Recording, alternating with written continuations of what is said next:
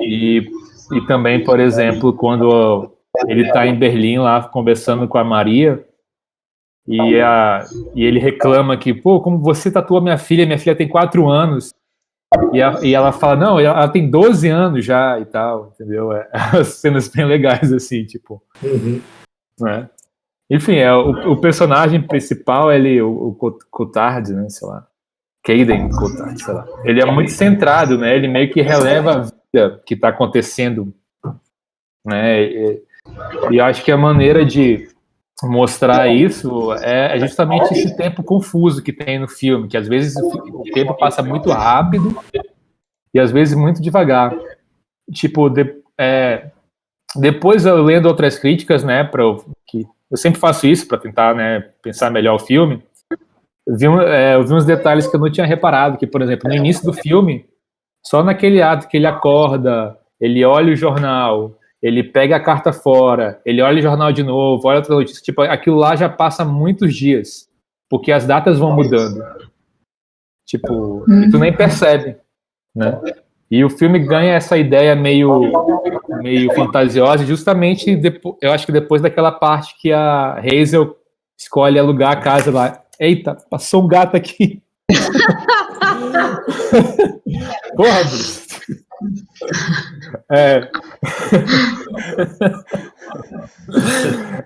O filme toma esse ar fantasioso justamente quando a Hazel aluga a casa pegando fogo, né? Tal. Então acho que ali já começa a ter noção que as coisas não vão ser assim de jeito normal, apesar de que já não estavam desde o início, só a gente que não percebeu, né? E por isso que eu estava falando, como ele tem essa ideia de ser muito centrado, de não ver o que acontece, né, na vida ao redor e tal, ele acaba ficando meio, né, muito workaholic, acaba caindo naquela frase clichê, né, que a arte da vida está nas pequenas coisas. E aí isso dá para fazer um paralelo até com a arte que a esposa faz, que a arte dela era aqueles quadros minúsculos, né? Talvez possa fazer um paralelo aí e tal, não sei, né? Inclusive essa fama, o sucesso da esposa, né? Que contrasta bem com o modo de vida dele, né? Porque ela trabalhava sozinha em casa, às vezes usando drogas, né? Tipo, parecia ter uma vida assim mais leve, mais despretensiosa, né? Enquanto que ele era um cara ali workaholic, meio que, né, em busca de aprovação, de ser reconhecido e tal. Então eu acho que talvez a esposa dele tenha sido ali a fagulha que fez com que ele quisesse desenvolver a peça, né? Não só por ela ter dito, por que você não faz algo mais autoral, né? Que ela chega a falar isso uma hora, mas também o fato dela ter viajado para Berlim só com a filha e ele ter ficado, né? Acho que isso desencadeia todo o desenvolvimento do filme depois disso, né? E de curiosidade que eu vi, que ele é pessimista, né, hipocondríaco, e o seu nome lá, né, que é Coulthard, né? Coulthard. Isso daí eu vi na crítica do Pablo Vilaça. Ele falou que existe uma síndrome chamada de síndrome de Coulthard, que é a pessoa que acha que está morta. E também dá para fazer uns paralelos no filme, né? E ele é um personagem assim, que ele passa o filme como se estivesse esperando a morte, né? Esperando que o pior acontecesse com ele, né? Então, tipo, beleza, vou falar um pouco do filme resumido, assim, se eu for algumas opiniões. Tipo, depois que ele ganha o dinheiro, né, um prêmio, ele resolve fazer uma peça autoral que fosse a melhor e a mais real possível, né? Então ele começa a se basear na própria vida. E aí, com isso, começa a se confundir o que é real e o que não é real, né? Porque o que acontece? Quando ele tenta mostrar a realidade dele, ele acaba encontrando outras realidades também, outras histórias, das pessoas ao redor dele, né? E aí, tanto que numa hora no filme, mais pro final, ele diz que na vida real não tem figurantes, né? Todos são protagonistas das próprias histórias, né? Sendo elas ficcionais ou não, né? No próprio filme, quando ele chega perto da resposta que ele procura, como ele perdeu tanto tempo procurando, digamos, aquela resposta ou chegar naquela ideia final, ele simplesmente não tem como aproveitar ou como colocar em prática porque não tem mais tempo, né? Então, para mim, assim, o símbolo, o filme, além de que me chamou a atenção foi isso, representar um artista, né, criando uma obra e tal, ele para mim também ele pode simbolizar também uma busca pelo perfeccionismo, né? Uma obsessão de fazer uma obra que explique um todo, né? Aí pode até fazer um outro paralelo com o significado de Sinedoc, né? Que a gente estava comentando antes da live, né? Que é a figura de linguagem que representa a parte pelo todo, né? Tipo a metonímia, né? E também o que eu achei é que esse filme também pode simbolizar, digamos assim, não que o filme simbolize, mas essa busca dele também pelo perfeccionismo é muito também, eu acho, meio autossabotagem, né? Uma síndrome do impostor. Porque como ele é muito pessimista e cria sempre os piores cenários na cabeça, né? Como, por exemplo, ele começa a ler o diário da filha e começa a criar as histórias, né?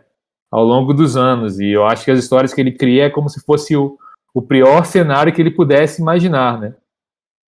E por outro lado também eu posso, sei lá, eu também posso ver o visto como essa, esse pessimismo dele como algo mais romântico, assim, do artista, né? Daquela ideia, né? De quanto mais sofrido, mais triste, o artista, digamos, cria umas obras mais importantes, mais cheias de significados. Então eu vi por esses três lados o desenvolvimento dele no filme. Talvez para um lado de perfeccionismo, ou autossabotagem, ou essa parte romântica do artista sofredor, né? E querendo ou não, se for ver mais por esse lado do lado sofredor dele, né, de um artista sofrido, a arte acaba sendo meio que o escape dele, a solução dele, né? Porque ele vive através da arte, né? Até o último momento dele, né? É isso. Essa Não questão sei se ficou confuso, pode ter ficado. da autossabotagem e do pessimismo do autor. Ano passado, não lembro qual foi o ano que saiu Anomalisa, que é animação que é feita por ele. Não sei se vocês assistiram Anomalisa, gostei pra caramba desse filme. Acho que a gente assistiu no Cine Confraria, inclusive. Foi? Não, acho que eu não fui no Cine Confraria Acho que nesse dia. Mas esse filme é bem interessante. E eu lembro que quando saiu esse filme, eu vi uma entrevista com ele, com Charlie Kaufman, ele falando, inclusive, que ele tem muito problema com achar as coisas que ele faz boas o suficiente. Ele não se acha bom e ele fica num ciclo de fazer, achar legal e ao mesmo tempo achar horrível. E como não tem uma aceitação assim pela grande massa, muita gente fala mal do filme e isso afeta ele. Uma coisa bem assim, né, de realmente quem faz arte, né, a arte ela é a expressão da pessoa, né? Não necessariamente a arte ela é feita para agradar. O principal da arte é você se expressar, a não ser que seja uma arte feita meramente para fins comerciais, né? Até o que falam muito da diferença do design e da arte, né? A pessoa fala, designer é artista, e a galera fala, não, design é arte aplicada, porque é uma arte feita com um fim que não é a expressão do designer. Eu como designer, eu não estou ali para falar dos meus sentimentos, eu estou ali para falar outra coisa. A arte não, ela fala muito da pessoa, né?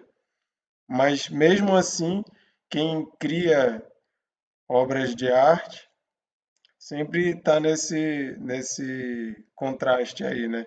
Eu quero me expressar, não importa o que os outros vão falar, mas ao mesmo tempo importa o que os outros vão falar, né? E eu vejo muito nesse personagem essa coisa da busca insaciável de fazer o melhor que ele acha que tem que ser e nunca tá bom, nunca tá bom, nunca tá bom. E a própria arte vai virando esse vilão, né? É meio que um vilão ali. O filme é muito existencialista, né? Muito fatalista, muito pessimista. E tudo que está consumindo ele ali é por causa dessa fixação dele de fazer aquela obra, né? É muito interessante essa ligação do artista com sua criação. Bernardo, fala aí. sim. Eu também queria agradecer aí a Monique pela indicação. Eu lembro que eu assisti esse filme também quando lançou, e ele me deixou extremamente confuso. Não que eu não tenha ficado confuso hoje de novo, mas é engraçado, né? Porque eu acho que com o tempo a gente vai vendo coisas diferentes no cinema, você vai se acostumando com alguns tipos de linguagem, e aí a gente meio que se prepara para coisas diferentes. Eu acho que nesse sentido dá para dizer que o Charlie Kaufman foi bem à frente do tempo, né, quando ele lançou esse filme. Para mim, o Kaufman uma das figuras ali de Hollywood mais fora de Hollywood, né? Porque os filmes dele fogem muito daquele padrão. Acho que principalmente, sabe, aquele padrão de Hollywood de 3 atos e primeiro ato, segundo ato, terceiro ato em sequência. Eu acho que todos os filmes dele, ele meio que transgride isso aí, ele muda um pouco, ele sai um pouco desse padrão. Uma coisa que eu prestei atenção dessa vez, o Marquito falou que o filme preferido dele, do Kaufman, com o roteiro do Kaufman, é a adaptação. No meu caso também. E aí eu queria fazer um paralelo com a adaptação aqui, que eu achei algo interessante. Em adaptação ele fala sobre, assim, tem várias coisas que permeiam ali o filme, mas vendo de cima, assim, a adaptação fala sobre a dificuldade dele em adaptar um roteiro. E aí, em Cinedoc, ele tá estreando como diretor, né? E eu acho que Cinedoc ele está meio que mostrando as dificuldades dele em contar uma história como diretor. De escolher o que ele vai contar, enfim, escolha de elenco, o que ele precisa mostrar para contar a história, o que é importante, o que não é importante. Eu acho que o filme é tão confuso assim para mostrar a confusão que um diretor pode sentir na hora de escolher, de fazer essas escolhas. E numa análise um pouquinho mais profunda, eu diria que assim, quanto à adaptação, ele fala de adaptação na esfera pessoal também, né? Ele na verdade, fala sobre adaptação em diversas nuances, assim. E aí ele fala também em adaptação na esfera pessoal, inclusive adaptação como pessoa dentro da sociedade. Eu acho que nesse filme ele fala sobre o que nos define, o que realmente importa na vida, que momentos realmente definem você como personagem, como pessoa, o que é importante para mostrar quem nós somos e contar a nossa história. E aí tem algumas cenas impagáveis, muito, muito boas nesse filme. Mas eu vou falar só sobre uma que eu achei interessante. O discurso do padre, quando ele já está filmando, quando ele já está falando lá no enterro, né? O padre fala sobre individualidade, na verdade, a individualidade do sofrimento, né? De cada pessoa, sobre o quanto isso desinteressa as outras pessoas, já que cada pessoa tem seus próprios sentimentos. Então, é meio que o filme todo, ele busca realmente mostrar tanto sofrimento, para depois nessa cena chegar e falar, cara, isso não interessa, não interessa para ninguém, cada um tem sua vida, tem seus problemas, tem seus sofrimentos. E uma personagem que eu achei interessante, assim, levando em consideração isso que eu falei sobre pensar em quais são os momentos que nos definem, que momento seria importante para contar uma história, porque ali ele tenta contar a história sem cortar dentro, né? acho que até tem uma parte quando a Hazel morre, que ele fala que ele grava uma mensagem para ela, né? Falando que ele sabe como fazer, que ele vai contar a história do dia anterior à morte dela, alguma coisa assim. E tem um personagem que entra ali no final, que é quase sem tanta importância, mas eu fiquei tentando imaginar se o filme não seria sobre esse personagem, sabe? Que é a Ellen, que eu achei um personagem aleatório, mas que ele é mostrado ali só num recorte e ele ganha uma importância bem grande assim no final. Eu achei isso bem interessante. Acho que é isso, gente. Eu queria falar para a galera que está vendo aí, que está avisando que está travando, a conexão realmente está bem ruim, mas de qualquer forma eu estou gravando aqui a conversa, que qualquer coisa, se a transmissão no YouTube tiver péssima e não der para entender nada, eu subo a que está gravado depois, porque aqui na nossa conversa está dando para pelo menos entender sem ficar travado. Então, desculpem aí se vocês não estiverem conseguindo acompanhar, mas se tiver dando para ver mais ou menos, pelo menos isso, né? Mas a gente vai ver se consegue subir depois a conversa inteira. Mas então vou passar aí para Monique falar, a curadora que escolheu o filme. Monique, Oi, gente. Ai, nossa, vocês falaram sobre muitas visões e opiniões que eu também tive sobre o filme, mas eu escolhi filme porque, igual eu comentei, né, na semana passada, esse filme ele é tipo um delírio coletivo, porque eu realmente achava que ele não existia.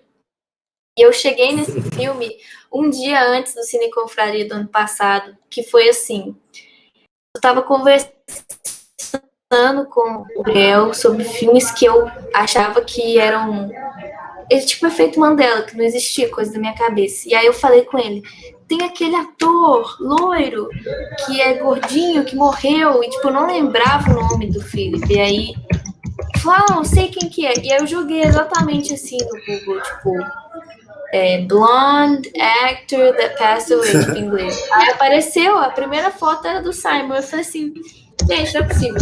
E ele é a única coisa que eu lembrava que era palpável nesse filme, que assim, que se existisse o filme eu ia encontrar através desse ator. E aí eu achei esse filme. E aí eu fiquei, cara, preciso rever esse filme. E aí eu revi ele depois de 2019, ontem, pela segunda vez. E o que eu queria comentar, que eu acho muito interessante, é que quando eu vi esse filme, tinha 1 ano que meu pai tinha falecido. E eu tinha 12 anos só. Eu vi esse filme, passou no Telecine por um acaso, tipo, foi lançamento. E eu lembro que eu falei, zapeando os canais, parou nesse filme e eu fiquei assim, vou assistir. Conforme eu fui assistindo, aquilo cada vez mais foi parecendo um delírio da minha cabeça, porque eu estava passando por um luto recente e aí o filme começava a falar sobre coisas que eram muito desconfortantes e o filme termina da forma que ele termina. E eu fiquei sem entender também. Eu tive essa mesma sensação que vocês falaram, que na primeira vez ou não se interessaram ou ficaram muito confusos. Não que eu também não tenha ficado de novo, né? Igual você falou, mas o negócio é que ontem eu vi de novo com uma pessoa que nunca tinha visto, que é o Gabriel. E eu olhei pra cara dele quando o filme acabou e ele tava assim, ó. O que tá acontecendo? E essa é a sensação que todos os filmes do Kaufman me traz. E uma coisa que é muito interessante, se você parar para pensar que o Kaufman ele usa as palavras de uma forma muito intencional em todas as obras dele. Então, assim, desde do roteiro até o nome do personagem, né, igual o Chico falou, até o título. E aí eu fiz uma análise minha, assim, depois de muito tempo ver esse filme, que eu entendi que é o Cinédoc. É aquilo, né, que o Chico falou. O que é uma cinédo? Que é um termo, uma figura de linguagem que se refere ao coletivo, né? Então, ele pega uma palavra que refere ao todo. É a mesma forma que o Cotard ali, ele estava representando todos, e todos estavam representando ele. E essa coisa de quanto mais ele repetia a ação, mais perfeito ele queria que fosse, e aí ele não consegue arrumar, e ele vai fazendo até que essa perfeição nunca chega. E para mim, esse filme, ele tem muita gente que vai ver e vai falar, ele é viajado, não entendi, não quero entender, e você tem esse direito, porque os filmes do Kaufman são isso de você assiste e você sente na hora aquilo, né? Você pode estar num momento bom, igual quando eu vi com 12 anos, eu entendi que era um filme totalmente depressivo, que era um filme sobre alguém que não queria viver. E ontem, quando eu vi um filme melancólico ainda, mas que representava muito mais que isso. Era um filme sobre a vida. E o que é viver? É morrer. E quando você morre, você completa aquilo, no mais ignorante que possa parecer, você completa aquilo que você estava procurando. E no final, né, que tem aquela cena que ele abraça a mãe da Ellen e ela tá no ponto, no ouvido, falando, e para isso ser completo, você precisa morrer. E quando ele morre, vai fazendo aquele fade out, né, pro branco, tem essa sensação que ele finalmente descobriu o que ele queria. E as casas nesse filme tem muito a ver com o corpo das pessoas, né, o sentimento delas. A gente tem essa metáfora da casa da menina pegando fogo, e aí, isso quando eu vi a primeira vez, foi realmente a primeira cena, quando eu tinha 12 anos, que eu fiquei assim, será que eu tô imaginando? Será que eu tô delirando? O que tá acontecendo? E aí, quando eu vi ontem, eu entendi que é aquela coisa que representa o nosso destino, que a gente não quer aceitar, mas que, na verdade, está dentro da gente, né? Que ela fala, eu amo essa casa. Sempre foi meu sonho comprar essa casa. Mas eu morro de medo de morrer queimada ou morrer pelo fogo. E o que acontece no final? Ela morre pela fumaça do fogo. E quando a gente percebe que o Cotard está na casa e as pessoas em volta da casa, né, quando visitam ela, não sentem esse fogo, isso é porque o fogo, na verdade, é uma coisa dela. Não tá para os outros enxergarem. Aquela é a condição de vida dela. Ela é como fogo e o Cotard é como a água, né? Então, igual a cena da faucet lá, da pia, da torneira que estoura. Aquilo representa tudo que está dando errado na vida dele, tipo, tanto emocionalmente quanto físico. A gente já vê que ele está caindo aos pedaços. E ela não, ela tá com esse fogo, com essa paixão, essa vontade de sair queimando tudo que ela vê, e ela tá sempre com tesão também, que a gente percebe no filme, essa coisa. E a casa da esposa dele, que tem sempre aquela água correndo no chuveiro, e toda meio desarrumada, mas perfeita por dentro, e representa, né, a esposa dele também, a ex-mulher dele. E aí, você vê que o filme, ele é muito lindo, ele é muito completo, ele é muito mais que uma viagem para mim, porque na hora que o filme tá quase ao final, que o prédio tá todo detonado e todo mundo morre, aquilo, e ele sobrevive, e ele fica com um ponto lá e tentando entender, e a gente meio que entende que ele tá sendo a Ellen, e a Ellen tá sendo ele. Isso é o que vocês falaram, né?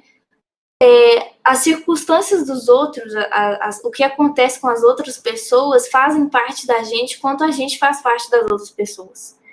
E no final, o destino nosso sempre vai ser a mesma coisa, a gente vai morrer. Mas aí fica aquele questionamento de o filme provoca esse pensamento, mas também pode provocar aquela coisa da psicose, né? Que ele até brinca com isso, que é a condição que ele descobre que ele tem, que são umas pústulas de infecção que dá na pele dele, que é psicose. E que ele faz essa brincadeira com a filha que, com uma troca de letras, vira psicose. Será que ele não estava delirando? Será que também não tem essa interpretação de que, a partir do momento que a gente começa a ver o filme, eu já vi eu tive esse pensamento também quando eu vi pela primeira vez, que todo filme, ele é contado depois da morte dele. E quando ele chega ao final do filme, é quando ele limpa a luz e ele consegue se liberar. Então aquilo seria um delírio pós-morte dele, de que ele sempre acha que ele tá morto, e aí a psiquiatra fala com ele, e por que você se matou? E ele fala, quê? Porque na verdade ele já morreu. E ele tá vivendo as experiências quando ele estava vivo, querendo refazê-las para ficar perfeito, mas ele não consegue, porque aquilo já passou. Então, assim, o Kaufman é um gênio. Eu também queria entender como que é o processo criativo dele, porque são roteiros únicos que eu não conseguiria pensar nisso, assim, sem uma referência, né? Claramente ele deve ter alguma, mas é uma coisa muito única. E essa coisa de brincar com as palavras que ele tem, que tudo tem um significado nas palavras, como Brilho Eterno é. O próprio título Brilho Eterno, você já tem, em resumo, a história do filme. E todos os nomes ali dos personagens também, quando eu fiz um estudo, porque ele é um filme que foi fortemente baseado no TCC, os nomes dos personagens dele foi escolhido por um motivo, toda a programação que tem ali daquele negócio de esquecer foi feito por um motivo. E nesse filme a gente não tem isso diferente. Você tem o nome do cara, que é uma síndrome, você tem o nome da doença, que faz uma brincadeira com psicose, você tem essa situação das casas podendo ser expressadas como a pessoa é emocional ou física, e essa brincadeira do replay, né, que é sempre um acontecimento acontecendo novamente, só criando ripples, né, desdobramentos diferentes. E eu recomendo para quem está assistindo e não viu, veja. Para quem viu, assista os outros filmes dele, por exemplo, Quero Ser John Malkovich. É um filme que ele escreveu o roteiro, não dirigiu. Quem dirigiu foi o Michael Gondry, que é maravilhoso, o melhor cara que dirige clipe na história. Mas que o roteiro, você assiste o filme e você fala, esse filme é do Kaufman, porque são filmes que quem pensaria em pegar um roteiro baseado num ator que existe e fazer um cara que quer ser o John Malkovich, uma mulher, no caso, né? Enfim, eu tive essa oportunidade de rever o filme, agradeço também vocês pelas trocas aí, pelas opiniões, mas é um filme que me marcou. Desde quando eu vi, muito nova, e até hoje é um filme que foi tão fantasioso que eu achava que só eu tinha, era dentro de mim, que ninguém mais visto. Fico muito feliz que o filme realmente exista. E ele tem essa coisa do que a Sheila falou, né? É um filme bom para você ver de vez em quando, para você se lembrar que tem muito mais para pensar na vida, né? Muita coisa, assim.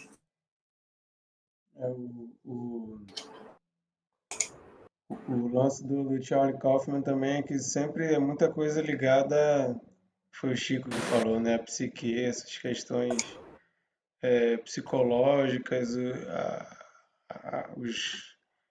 os caminhos, as sinapses na cabeça, essa coisa toda. É um tema recorrente dele. E o que eu acho legal é também é quase surreal, né? Quase um grau de surrealismo ali nos filmes, que eu, assim, não sei a maioria das pessoas, mas eu acho que mesmo se a pessoa não entender o filme, se ele embarcar só pela viagem surreal do negócio, já é legal, porque assim, tem hora que é muito engraçado, bicho. Tem hora que aquela psicóloga no avião do lado dele, aquela parte é muito engraçada, bicho. Então, apesar de ter seus momentos de deprê, o filme, dá pra rir também, dá pra rir bastante. É um tipo de humor que eu particularmente gosto muito. Então é Comédia trágica. esse prato cheio aí para vários públicos. Alguém quer falar mais alguma coisa? Acho engraçado. Eu acho engraçado que tem um momento recorrente que aparece quando ele faz xixi, né? Sim. E tem várias cores do xixi dele. Essa questão do xixi é impressionante. Aí naquela hora o cara tá olhando ele fazer o xixi, tá com um caderninho de anotações. E eu falo, meu Deus, eu vou fazer xixi e vou ficar pensando nas coisas. E tem o lance também só o último da ponto. fixação dele, né? Que ele parece não ter remorso nenhum do fim do casamento, do primeiro, ele parecia estar meio que ignorando, mas a filha tem aquela fixação, né, com a filha. Talvez tenha a ver também com essa coisa de ser a cria dele, né? Assim como a peça é alguma coisa que ele fez e ele fica naquela coisa de querer controlar, de querer fazer alguma coisa. E também, falando da filha, aquela menina lá que cuida dela, Maria, é engraçado que quando ele encontra ela, ela tem sotaque alemão depois, né? No início ela Sim, não tem, depois sim. ela inventou um sotaque alemão ali, que é muito engraçado.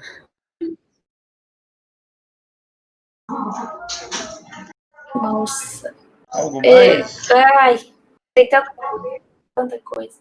É uma delícia a bagunça do tempo, né? Quando você acha que você está dominando o tempo corrente, você não está dominando nada. Porque alguém vem e diz, não, nós estamos aqui há 17 anos e a peça não tem público. Aí você fica, porra, onde é que eu tô? Aí tu fica fazendo cálculo de quanto tempo se passou. Uma coisa que eu achei muito bonita, e isso se repete em Brilho Eterno de outra forma, mas que é uma coisa visual que ele fez, são as flores da filha realmente apodrecendo. Nossa, aquilo pra mim é muito bonito, aquela cena da pétala caindo dela e das flores vivaças, e no outro dia ela tá super detonada e podre. Isso é muito bonito. É uma escolha muito legal. Bom, então fica aí nossa sugestão para você que não viu Cinedoc New York, Nova York. Eu sempre confundi como é que fala o nome desse filme em português. Que na época que eu vi o filme a primeira vez eu nem sabia que Cinedoc era uma palavra que existia.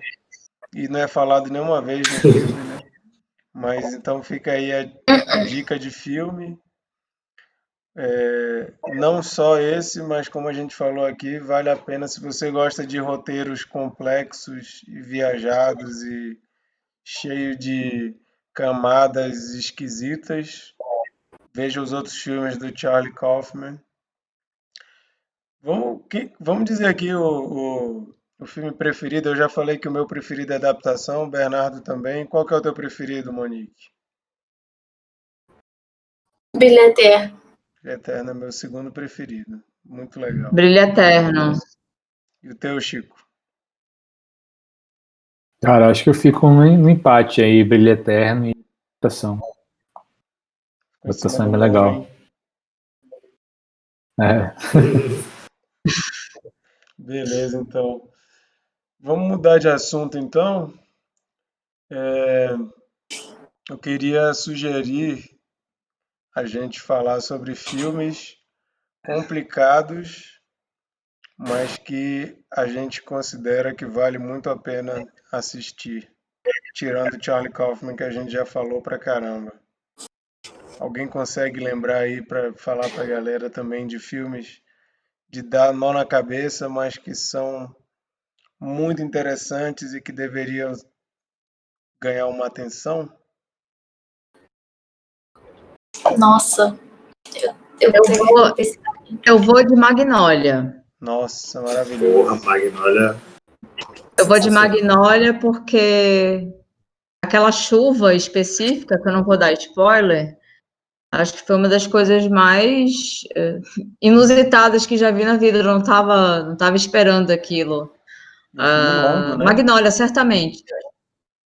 É o... Longo e todo inesperado, mas É muito muito bem bom esse filme. montado, muito bem Magnolia, formado, né? Eu acho que Magnolia fica nos meus top 10 filmes de todos os tempos. Gosto muito de Magnolia. Sim, Por causa de Magnolia, eu virei também fã da gosto Amy muito. Mann, a mulher que canta aquela música que tem a cena musical do filme. Por causa desse filme, eu fui ouvir Sim. ela e até hoje eu ouço. Muito boa escolha. Bernardo, Eu vou de The Lobster, a lagosta, ou lagosta, não sei, do Yorgos Lanthimos. legal. Muito legal. Gosto muito desse filme. Chico, pensou em algum? Não vi, vou atrás, viu? Você pode arrumar o link. Vou falar um que é um filme que hoje em dia é meio cult, né? que me lembra uma boa época da minha vida, a época que eu estava na faculdade, eu ficava... O Bernardo, inclusive, faz parte dessa época que a gente ficava assistindo o filme lá na UFAM, lá no Cine Tarumã, e a gente fazia também uma matéria que era curso de roteiro para cinema e TV que a gente não passou, mas foi legal também essa Foi época. muito legal.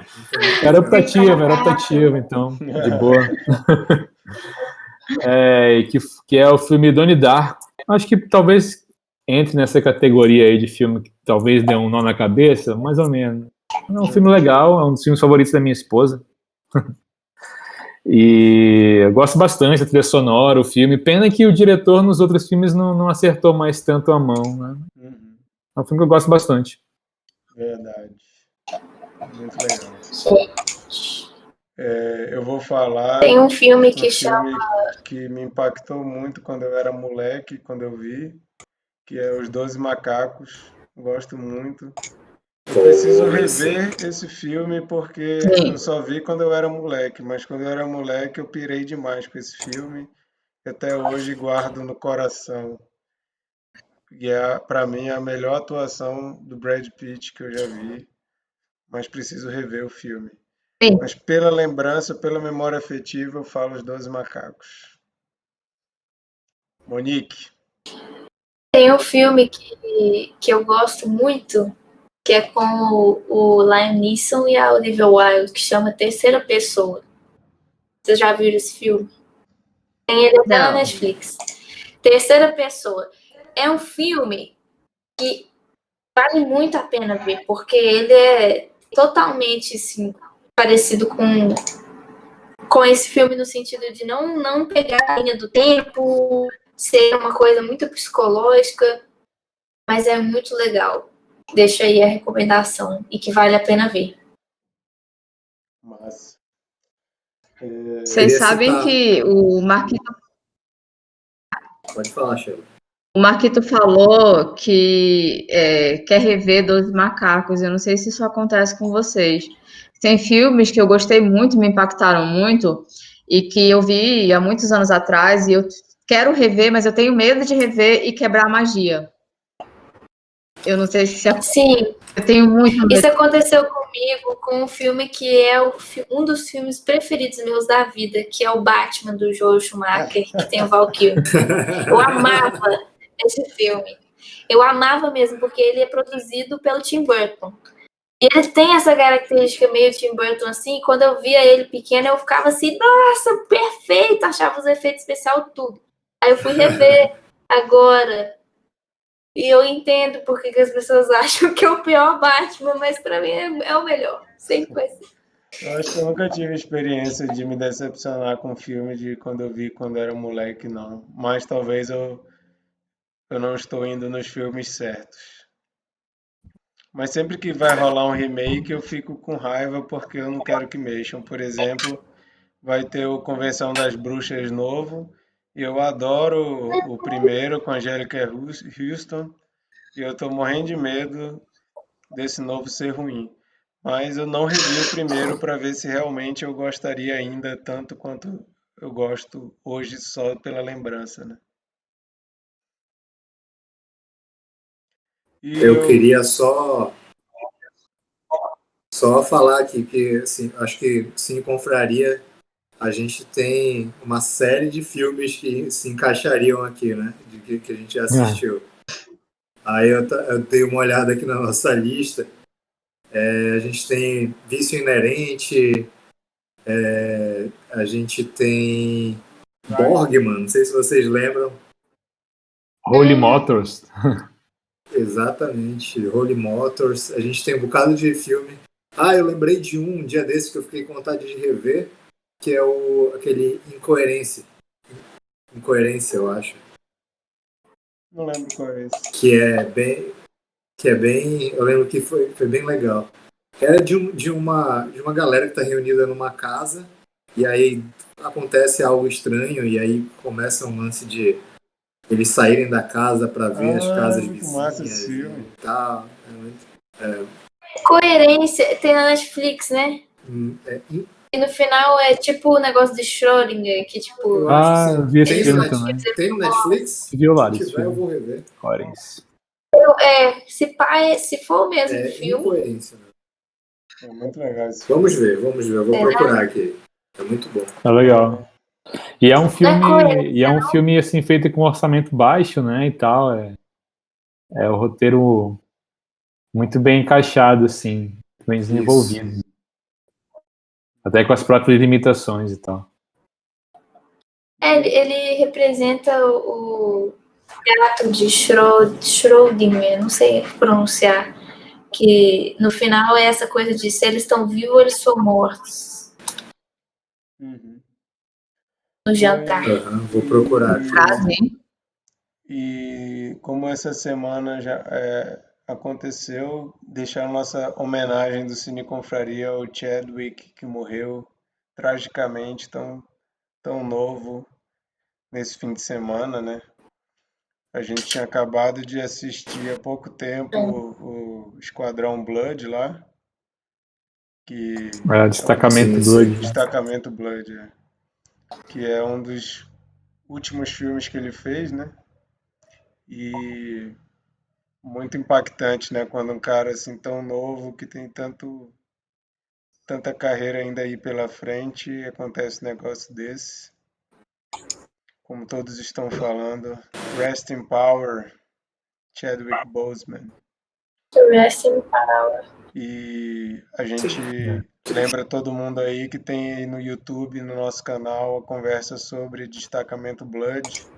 Vale muito a pena rever para lembrar aí do grande Chadwick.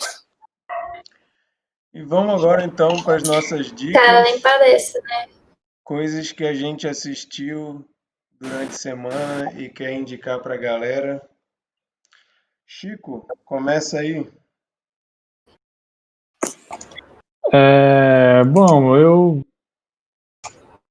eu tenho visto mais séries, né? Mas essa semana eu vi um filme que eu até estava querendo indicar para a Confraria, mas como o pessoal do Cine Confraria assiste muito filme, eu pensei, esse filme a galera tá comentando, provavelmente alguém já assistiu.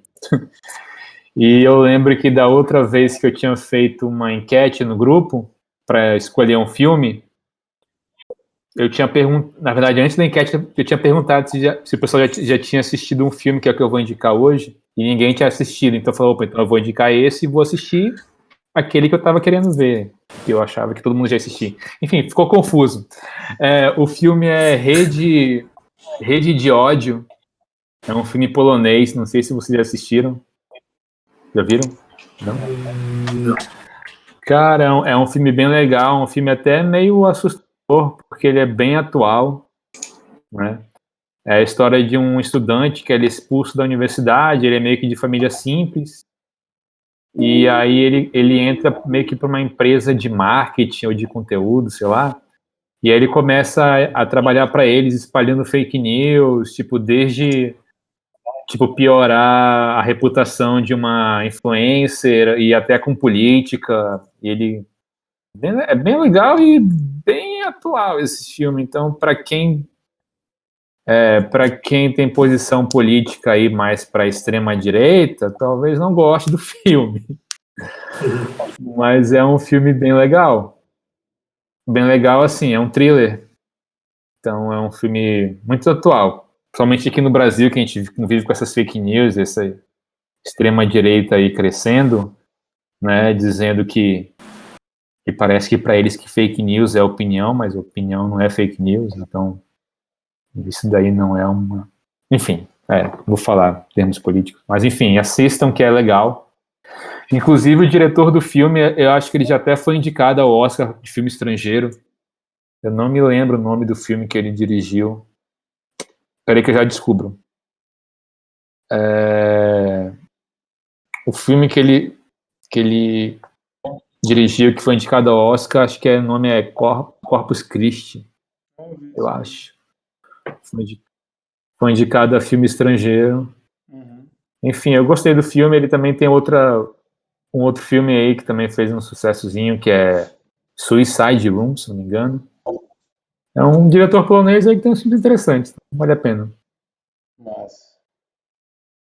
Monique,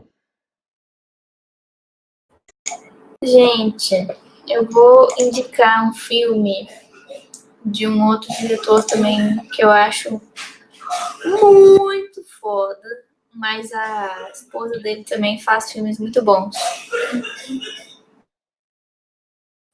Beleza, minha vizinha decidiu morrer.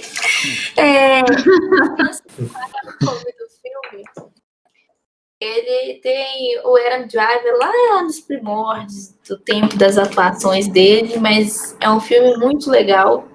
Inclusive, a Greta Gerwig, ela é a Frances, e ela estava começando a namorar, ou já estava casando, não sei, não lembro, com o Noah Baumbach, que é o diretor desse filme. Eles são muito conjunto, né, nas obras que eles fazem, assim.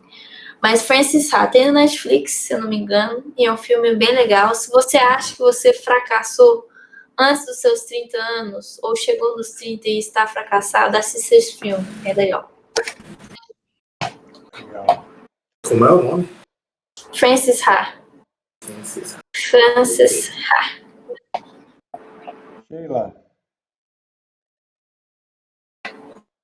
Eu? Cortou o nome rapidinho.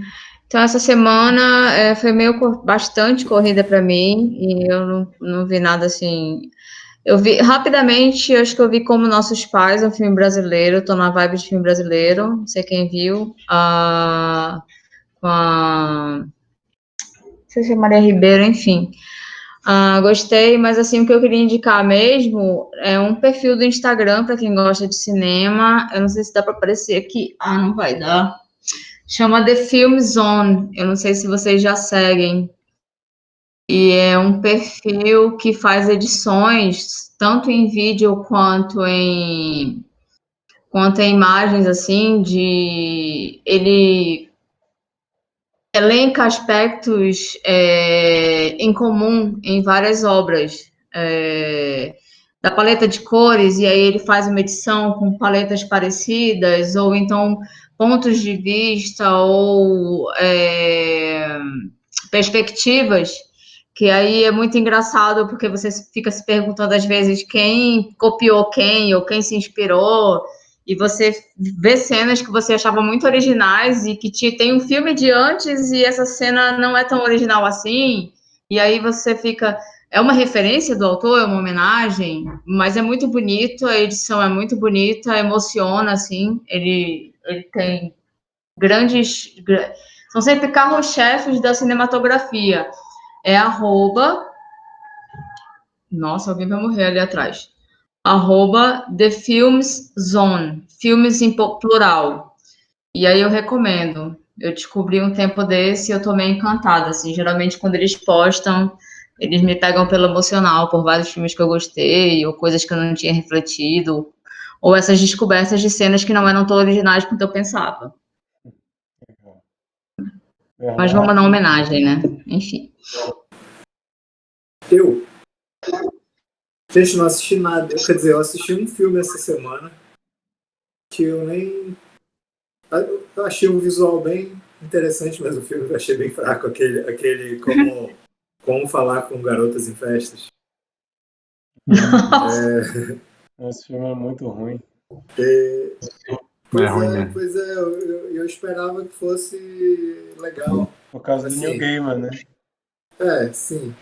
Mas, assim, na verdade, eu achei o filme fraco, mas eu gostei do visual, até gostei de algumas coisas, né, pontuais assim, no filme.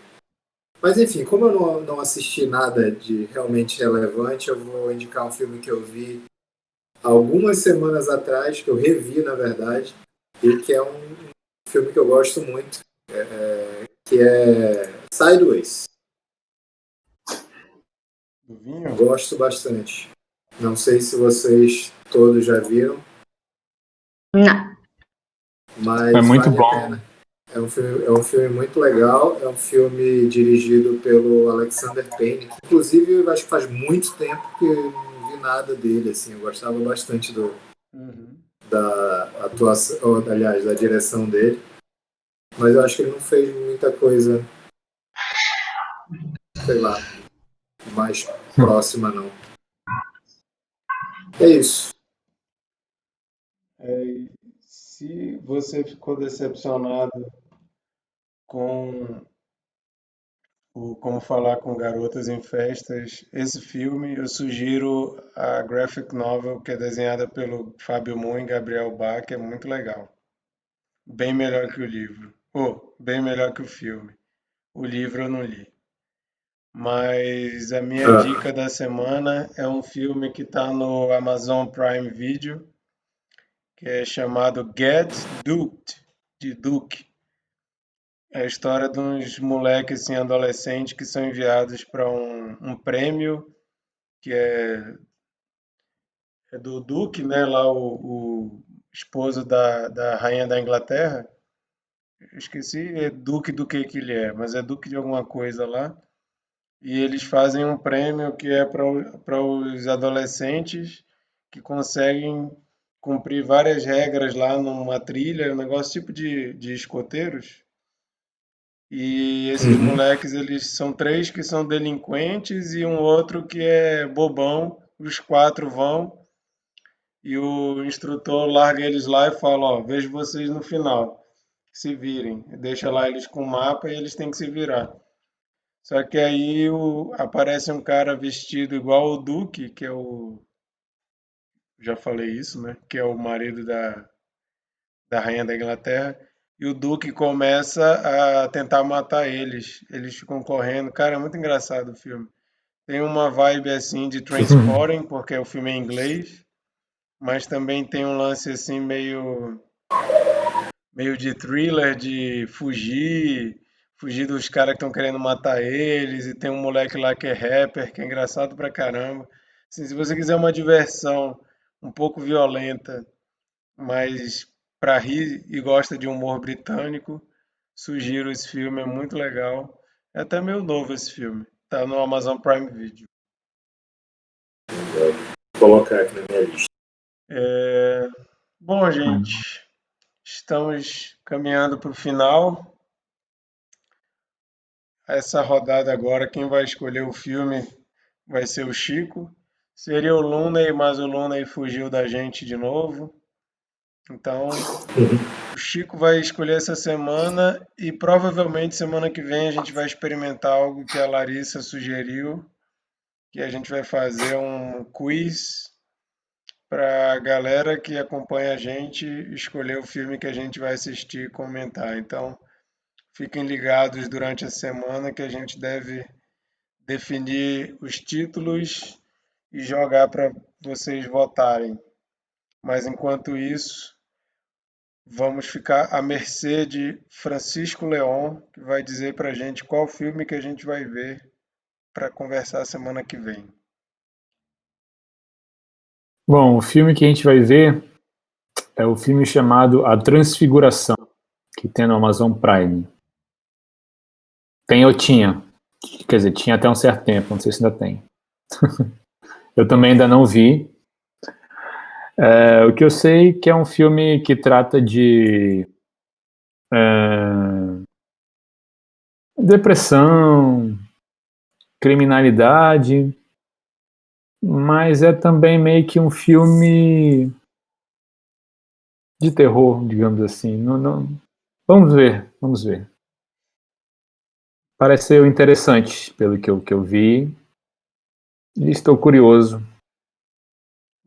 para ver se vai ser melhor que Ano e o Apocalipse. Deve ser, cara. Acho que não é difícil, não. Inclusive, esse filme que eu indiquei, o Get Duked, o professor dos meninos é o professor do Ano e o Apocalipse. Quando eu vi ele, eu pensei, putz, não, esse filme deve ser ruim. Mas Olha o aí, Ano e Apocalipse revelando grandes atores da nova geração. E o curioso é que esse cara que fez o Ano Apocalipse e esse filme que eu tô indicando, ele participou do Game of Thrones.